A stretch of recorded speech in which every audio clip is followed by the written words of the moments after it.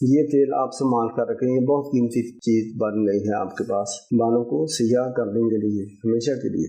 اب آپ نے روزانہ اس تیل کو تھوڑی سی مقدار میں لے کر پورے بالوں پر مالش کریں، ہاتھوں کے انگلیوں کے پپوتوں سے اس کی مالش کریں 10-15 منٹ، آہستہ آہستہ، دھیرے دھیرے، مدم مدم، زور نہیں لگانا۔ انشاءاللہ آپ کے جو بال ہیں یہ سیاہ ہوتے جائیں گے اور ہمیشہ کے لیے انشاءاللہ سیاہ ہی رہیں گے۔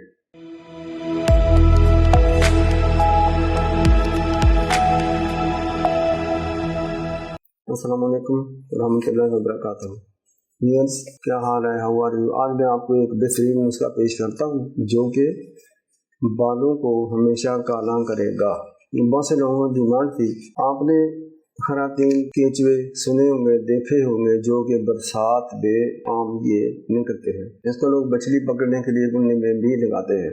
یہ بہت اعلیٰ چیز ہے۔ آپ نے تیل اگر زیتون کا نہیں ملتا، کوئی بھی تیل لے لیں، ٹھیک ہے، ایک لگائیں، 1 پاؤ 250 گرام کیچوے آپ نے لینے ہیں، چاہے زندہ ہوں چاہے خشک ہوں، پنساری سے مل جائیں گے۔ آپ نے ان دونوں چیزوں کو مٹی کے کورے برتن میں ڈال کر 21 روز آپ نے کسی روڑی میں یا زمین میں اپنی زیر نگرانی دفن کر دیں۔ 22ویں روز ان کو نکالیں، ان کو کھول لیں اور وہ پھینک دیں کیچوے۔ یہ جو تیل ہے اس میں اب آپ نے 1/4، یعنی اگر کلو ہے تو اگر یہ آئل تیل کلو ہے، 1 لیٹر ہے، تو اس میں آپ نے گلے لالا پھول ہے، بڑے پیارے پھول ہوتے ہیں، یہ آپ نے 300 گرام لینے ہیں۔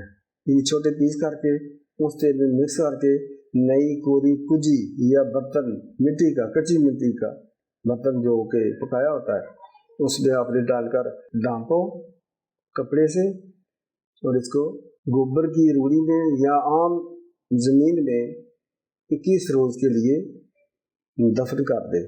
22ویں روز اس کو نکالیں، کپڑے سے کھول لیں اور یہ تیل آپ سنبھال کر رکھیں، یہ بہت قیمتی چیز بن گئی ہے آپ کے پاس بالوں کو سیاہ کرنے کے لیے ہمیشہ کے لیے۔ اب آپ نے روزانہ اس تیل کو تھوڑی سی مقدار میں لے کر پورے بالوں پر مالش کریں، ہاتھوں کے انگلیوں کے پپوتوں سے اس کی مالش کریں 10-15 منٹ، آہستہ آہستہ، دھیرے دھیرے، مدم مدم، زور نہیں لگانا۔